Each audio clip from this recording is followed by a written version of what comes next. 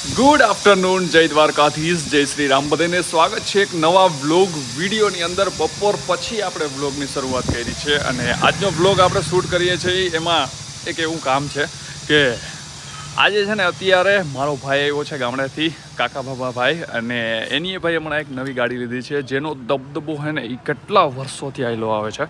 તો એ ગાડી પહેલાં તો દેખાડી દઉં. એની પહેલાં છે ને ગાડીની ચાવી તમે જોઈ લો. મહિન્દ્રા, હવે કઈ ગાડી હશે તમને એમ લાગ્યું હશે ભાઈ થાર હશે કે આ સ્કોર્પિયો હશે કે નહીં ભાઈ, તો એ ગાડી છે બોલેરો ભાઈ. આ ગાડી છે ને આ ગાડીનો દબદબો ભાઈ એવો છે કે એની વાત ના પૂછો. આપણે હજી અહીંયા ઓછો છે, બાકી તમે આમ હરિયાણા અને પંજાબને એ બાજુ જશો એટલે ગાડીને જે મોડિફિકેશન કરી અને જે બનાવવામાં આવે છે ને ભાઈ, એની વાત ના પૂછો.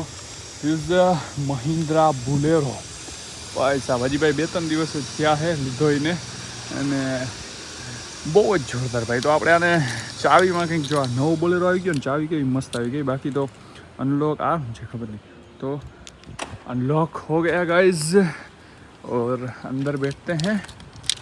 ला भाई, ओ भाई बोलेरो भाई साहब, भाई બોલેરો નેક્સ્ટ લેવલની ગાડી છે. બાકી તમે અહીંયા ભાઈ 5 સીટર છે, અને બોલેરો ગાડી છે ને જિંદગીની અંદર પહેલી વખત આપણે ટ્રાય કરી રહ્યા છીએ. ક્યારેય આપણે બોલેરો ગાડી હાંકી નથી. બાકી તો ભાઈ આની ચાવી ले भाई, हैंड ब्रेक भी अभी रहेंगे. एंड ओ भाई स्पीडोमीटर जो नेक्स्ट लेवलનું સ્પીડોમીટર કરી નાખ્યું છે. હજી હાલી કેટલી છે? 964 કિલોમીટર જ ખાલી ગાડી હાલેલી છે. બાકી ગાડીને ઓલું કરશું આપણે. એસી પણ ચાલુ થઈ ગઈ છે. લે ભાઈ સ્ટાર્ટ થઈ ગયો તો કંઈ ખબર નથી પડતી. એસી બેસીને બધું જોરદાર છે. ગેરનો દાંડિયો કેમ આવે? ગેરનો દાંડિયો જે સિસ્ટમ વાળો હોય ટોયોટામાં કેમ આવે એવી રીતના. तो ये फर्स्ट गियर पे है अभी हमारी बोलेरो, और थोड़ा चलाते हैं. भाई साहब भाई કેવા હિલોરા લી है ગાડી યાર. આ એસયુવી ગાડી આવે ને મોટી, એનું है ને આ જ ભાઈ કે બોલેરો આ જે ગાડી આવે ને, અરે ભાઈ ઘૂમ જાના ભાઈ, ઘૂમ ગયા. ચલો ભાઈ સાહેબ, બહુ મસ્ત છે અને મજા આવે છે ચલાવવાની.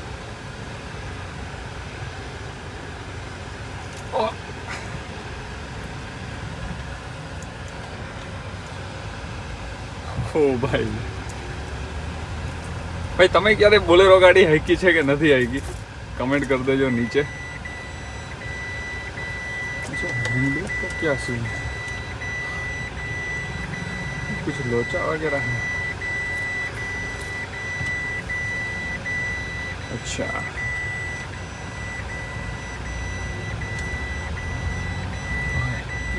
ये सीट बेल्ट का आ रहा है क्या? इतना टी हो रहा है भाई, बहुत ज़्यादा शोर मचा रहा है. रुको, सीट बेल्ट हम लगा के देख लेते हैं.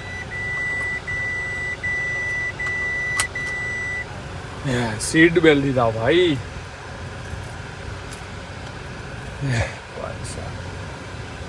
સ્ટેરિંગ છે ને, પાવર સ્ટેરિંગ નથી આવતું, બીજું બધું ઠીક. ચલો ભાઈ સુઝુકી વાળો ભાઈઓ, ચલો જો વાંથી જ આપણે મેળાવી લઈએ, એક ચક્કર મારી લઈએ. કે બોલેરો એટલે બોલેરો હું કહેવું. બાકી તમારું અહીંયા જો આ બધી સિસ્ટમ આવી ગઈ છે, અહીંયા ડિસ્પ્લે આવી ગઈ છે, અને જો આ બધી હવે ગાડીઓમાં બધું છે ને આ વિન્ડોનું અહીંયા આવી ગયું છે, અહીંયાથી કંટ્રોલ કરવાની. ભાઈ સનરૂફ નથી મિત્રો. બોલેરો ગાડીમાં છે ને મને આમાં એક શું આમ એમ લાગી પ્રોબ્લેમ હોય કે ખબર નહીં, કે મને એવું લાગે છે આનું પાવર સ્ટેરિંગ છે ને એ બહુ વધારે કદાચ આમ ટર્ન લેવામાં છે ને બહુ આખું ફેરવી લઈને તો એટલો ટર્ન લેતો હોય. ત્યાં ગાડી છે ને એસયુવી છે એના કારણે કદાચ થતું હોય. બાકી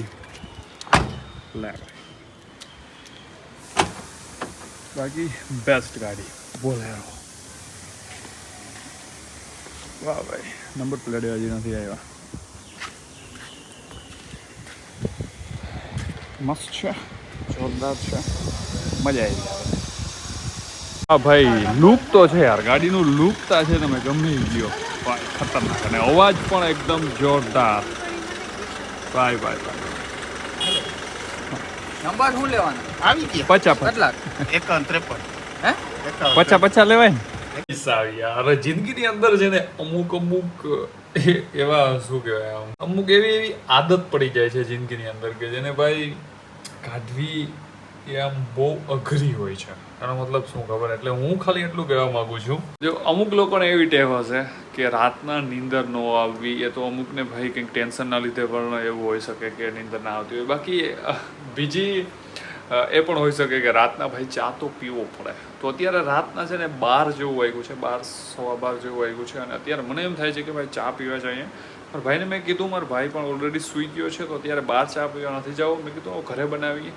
અત્યારે ઘરે મમ્મીને તો ઉઠાડાય નહીં, તો આપણે ચા બનાવીએ. ચા ભાઈ દુનિયામાં સૌથી વધારે હેલી વસ્તુ હોય ને તો ભાઈ એકતા મેગી, ભાઈ ખબર નહીં હેલી હોય કે ના હોય, લગભગ અઘરી હોય. અને બીજી વસ્તુ છે ચા. તમે કંઈ હોય જ નહીં ભાઈ, ટોપડીમાં દૂધ નાખીને ખાંડ ને ભૂકી નાખીને ખતમ. લાઈટ ચાલુ કરવા દો. ખરેખર બાયુની તારીફ કરવી જોઈએ. એનું રીઝન એ છે કે ભાઈ રસોડામાં રહીને જે રસોઈ કામ કરવી ને સૌથી વધારે હાર્ડ છે. આપણે તો બહાર રખડતા હોઈએ છીએ, કંઈ કામ કરતા હોઈએ છીએ, બધું આપણે આમ. પણ આ તો ભાઈ સવારમાં ઉઠી, આ વાત મારી ખાસ ધ્યાન રાખજો, સવારમાં ઉઠી અને ઘરનું કામ કરવા માંડવાનું. પછી કોઈ જેન્ટ્સ હોય છે ઉઠે છે, એના માટે ચા બનાવવો, એના માટે નાસ્તો બનાવવો, પછી થોડીક વાર બેસીને વળી બપોરનું જમવાનું બનાવવું, જમી લઈએ એટલે વળી ભાઈ વાસણ કરવા, વળી 4, 3, 4 વાગે એટલે ચા બનાવવો, વળી વાસણ કરવા. પછી ભાઈ ગામડામાં રહેતા હોય 5-6 વાગે એટલે ભેહું કે ગાયું હોય એને દોવા જવાનું, એ બધું કરવું. અને પાછું સાંજના 9, ગામડામાં તો વહેલું 8 વાગ્યામાં વળી જમવાનું બનાવીને પાછા ઠામણા એટલે કે વાસણ કરવાના. भाई मतलब पूरा दिन कैसे निकल जाता होगा यार. और हम लोग सोचते हैं भाई क्या ही दिन हमारा हार्ड जा रहा है. सोचो यार, एक बार सोचो. कोई ना, चलो આપણે ચા બનાવીએ. This is ટોપડી, this is રકાબી, this is ગયણી, this is ભૂકી, this is ખાંડ. और चाहिए क्या भाई? ओ भाई दूध ताजी बाकी रह गई मैन. This is दूध, this is automatic चूल्हा. Start guys. This Tokri is very big, you know. check this is a very big ટોકરી. આવું આપણું પાવરફુલ ઇંગ્લિશ રહ્યું ને, તો આપણે હે ને હવેના ટાઈમમાં હે ને આપણે ઇંગ્લિશમાં બ્લોગ ચાલુ કરી દેવા. कैसा लगा मेरा मजाक? This is ચા. વાવ, નાઇસ કલર. અઠે ભાઈ ચા બનાવવામાં એટલું બધું કંઈ હોય નહીં. કેવો બન્યો છે જરા કમેન્ટ કરી દેજો. હાલે હાજે ભાઈ આપણે જે ચા બનાવ્યો અને એ ચા પીધો ને પછી જે નીંદર આવી, ઓહો. બધા એમ કહેતા હોય ને ભાઈ કે ચા પીતા પછી મને નીંદર ના આવે, તો મારું થોડુંક ઉલટું હોય. ચા પી લઉં ને એટલે નીંદર આવવા માંડે, ના આવતી હોય ને તો ખબર નહીં કેમ. હવે આપણે તો આવું હોય ભાઈ. તમારે ચા પી લ્યો પછી નીંદર આવે કે ઉડી જાય, કમેન્ટ કરી દેજો ભાઈ. તો આજનો વ્લોગ આપણે અહીંયા પૂરો કરી દઈએ. અને કેવો લાગ્યો બુલેરો કમેન્ટ કરી દેજો જરા. બાકી મળશું આના પછીના નેક્સ્ટ વ્લોગની અંદર. ત્યાં સુધી બધા પોતપોતાનું ધ્યાન રાખે. જય દ્વારકાધીશ, જય શ્રી રામ બધાને. Bye bye.